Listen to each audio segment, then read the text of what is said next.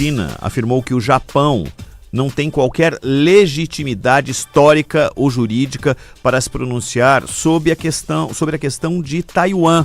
A gente falou sobre esse assunto ontem, falamos sobre Taiwan, e aí há uma nevralgia naquela região e que pode acabar de que jeito, hein, Zaidan?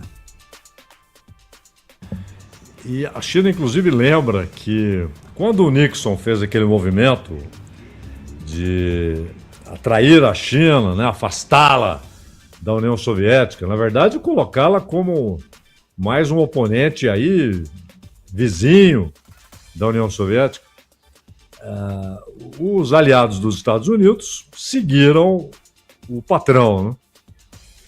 E, inclusive o Japão. E o Japão assinou, à época, um documento. Naquela época, isso aconteceu em vários países, o reconhecimento automático de uma só China e de Pequim como a capital legítima, ou seja, o governo instalado em Pequim, e ainda era o Mao Tse Tung, hein? Foi bem antes de Hua Kofeng, da reabilitação do Deng Xiaoping, que iniciou essa reforma imensa, extraordinária, que fez a China ser o que é hoje, começou no final dos anos 70, atraindo o capital do mundo inteiro, muito antes, com Mao Tse Tung no poder. E o Japão reconheceu.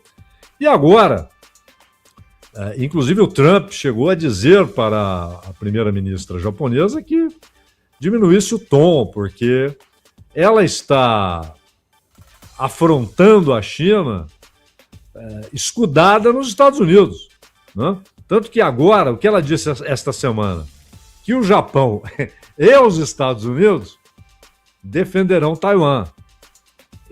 Então é claro que ela está se escudando no poder militar dos Estados Unidos.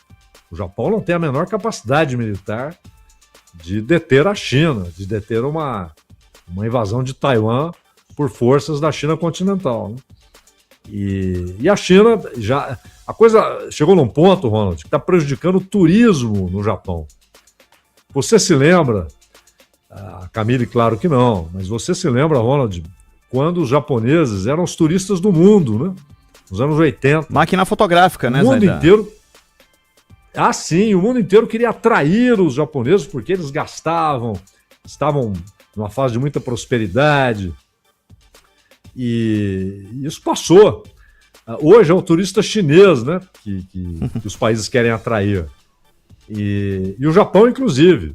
E a China está desincentivando qualquer viagem. Até as companhias aéreas estão suspendendo pacotes para o Japão. Espetáculos de artistas japoneses na China estão sendo cancelados.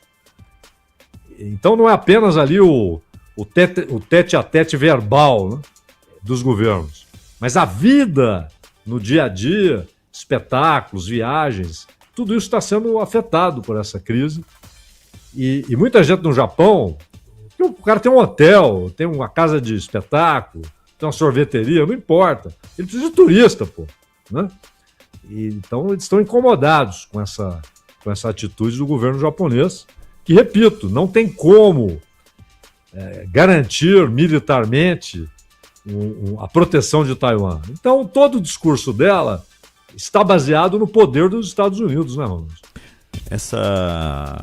Essa máxima que o Zaidan trouxe a respeito do turista japonês dos anos 80 era um turista com um coletinho, onde ele colocava várias coisas dentro, um chapéuzinho, uma máquina pendurada no pescoço e uma bermuda. Era a clássica imagem do turista japonês, que estava no Rio de Janeiro, estava em Foz do Iguaçu, estava em qualquer lugar do mundo, né? Aqui no Brasil, especificamente, em 2 dos cartões postais do Brasil. Mas essa era a lógica de como você caracterizaria. Desenhe um turista. Esse era o jeito do turista clássico daquele momento que a gente vivia.